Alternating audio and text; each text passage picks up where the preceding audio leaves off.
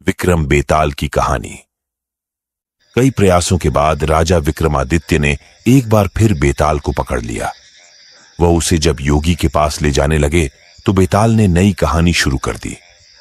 बेताल ने नई कहानी सुनाते हुए कहा, एक समय की बात है, धर्मपुर नाम के नगर में गंधर्वसेन नाम का युवक रहता था। गंधर्वसेन की कदकाठी बहुत आकर्षक थी। यही कारण था कि कई महिलाएं उससे विवाह करना चाहती थीं, लेकिन गंधर्वसेन को उनमें से एक भी महिला पसंद नहीं थी।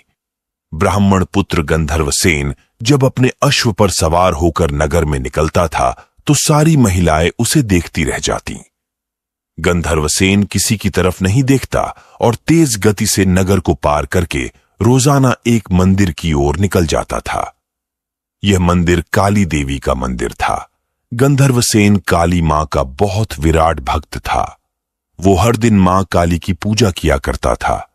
एक दिन जब वो मंदिर से लौट रहा था तो उसने नदी के किनारे एक धोबी की पुत्री को वस्त्र धोते हुए देखा। वह कन्या गंधर्वसेन को बहुत सुंदर लगी। गंधर्वसेन को उस कन्या से प्यार हो गया और वो दिन रात उसी के बारे में सोचने लगा। एक दिन उसने काली मां के मंदिर में पूजा करते हुए ये प्रतिज्ञा ली कि अगर वो कन्या उसकी हो गई तो वो काली मां के चरणों में अपना शीश चढ़ा देगा। गंधर्वसेन खाना पीना भूल चुका था। वो दिन रात उसी कन्या के बारे में सोचता रहता। इसका परिणाम यह हुआ कि गंधर्वसेन बीमार हो गया। गंधर्वसेन की बीमारी की खबर सुनकर उसका सबसे अच्छा मित्र देवदत्त उससे मिलने आया। अपने परम मित्र को बिस्तर पर देख देवदत्त ने उसकी उदासी का कारण पूछा। गंधर्वसेन ने देवदत्त को अपना हाल सुनाया और बोला कि उस कन्या से अगर मेरा विवाह नहीं हुआ तो मैं मर जाऊंगा। देवदत्त अपने मित्र से बहुत प्यार करता था, इसलिए उसने उस कन्या को ढूंढने की ठानी। देवदत्त उस कन्या को खोजने में सफल हुआ।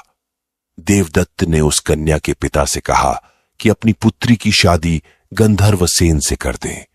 कन्या के पिता ने सारी स्थिति का जायजा लिया और अपनी पुत्री का विवाह गंधर्वसेन से करा दिया। शादी को 5 दिन बीत गए और गंधर्वसेन उस प्रतिज्ञा को भूल चुका था जो उसने काली मंदिर में ली थी। एक दिन सपने में गंधर्वसेन को अपनी छाया दिखाई देती है। उसकी छाया उसे वो प्रतिज्ञा याद दिलाती है और कहती है कि अगर तुम ये प्रतिज्ञा पूरी नहीं करोगे तो स्वार्थी कहे जाओगे। अगले दिन गंधर्वसेन को अपनी गलती का एहसास होता है और वो काली मंदिर में अपनी बलि देने के लिए तैयार हो जाता है। वो अपने मित्र देवदत्त को बुलाता है और उससे कहता है कि मैं, तुम और तुम्हारी भाभी मंदिर चलते हैं। मैं पूजा करूंगा और तुम बाहर अपनी भाभी का ध्यान रखना। देवदत्त मंदिर चलने को तैयार हो जाता है। सभी लोग मंदिर पहुंचते हैं। गंधर्वसेन मंदिर के अंदर अपनी प्रतिज्ञा पूरी करने चला जाता है। देवदत्त और गंधर्वसेन की पत्नी बाहर उसकी प्रतीक्षा करते हैं। बहुत समय तक जब गंधर्वसेन बाहर नहीं आता तो देवदत्त मंदिर के अंदर चला जाता है। देवदत्त अंदर जाकर देखता है कि गंधर्वसेन ने अपनी तलवार से अपना सिर काटकर काली मां को बलि चढ़ा दिया है। यह देखकर देवदत्त घबरा जाता है।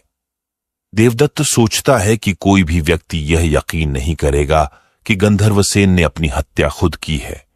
सब ये सोचेंगे कि देवदत्त ने अपने मित्र को मारा है ताकि वो उसकी पत्नी से विवाह कर सके। इस आरोप से बचने के लिए देवदत्त ने गंधर्वसेन की तलवार से अपना सिर भी काट लिया। थोड़े समय बाद गंधर्वसेन की पत्नी अपने पति और उसके मित्र देवदत्त को खोजने मंदिर आई। वहां दोनों मित्रों की लाश देखकर डर गई। उसने सोचा कि लोग उन दोनों की हत्या का आरोप मेरे ऊपर लगाएंगे। इस लांछन से अच्छा है कि मैं भी मर जाऊं।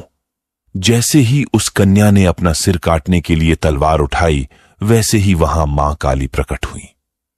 मां काली ने कहा, पुत्री, मैं तुमसे प्रसन्न हूं। बोलो, क्या वरदान मांगती हो? कन्या ने कहा, आप इन दोनों को जीवित कर दीजिए। काली मां बोली, तुम इन दोनों के सिर इनके शरीरों पर रखोगी तो ये जीवित हो जाएंगे। कन्या ने ऐसा ही किया, लेकिन उसे सिर रखने में गलती हो गई। उसने गंधर्वसेन का सिर देवदत्त और देवदत्त का सिर गंधर्वसेन के शरीर पर लगा दिया। दोनों मित्र जीवित होकर उस कन्या के लिए मारपीट करने लगे। इतनी कहानी सुनाकर बेताल ने विक्रमादित्य से कहा, राजन, अब तुम ही बताओ कि उस कन्या का पति कौन है। विक्रमादित्य को जवाब मालूम था। अगर वो चुप रहते तो बेताल उनका सिर शरीर से अलग कर देता। इसलिए विक्रमादित्य बोले, व्यक्ति की पहचान उसके चेहरे से होती है, इसलिए देवदत्त उस कन्या का पति होगा, क्योंकि उसके शरीर पर गंधर्वसेन का मस्तिष्क वाला हिस्सा लगा है। बेताल ने कहा, इस बार भी तुमने सही जवाब दिया है, इसलिए मुझे फिर जाना होगा। इतना बोलकर बेताल फिर से घने जंगल की ओर चला गया। राजा विक्रमादित्य फिर से बेताल को ढूंढने के लिए उसके पीछे चल दिए। कहानी से सीख, इंसान जो भी करता है अपने मस्तिष्क से ही करता है, इसलिए उसकी पहचान मस्तिष्क से ही होती है।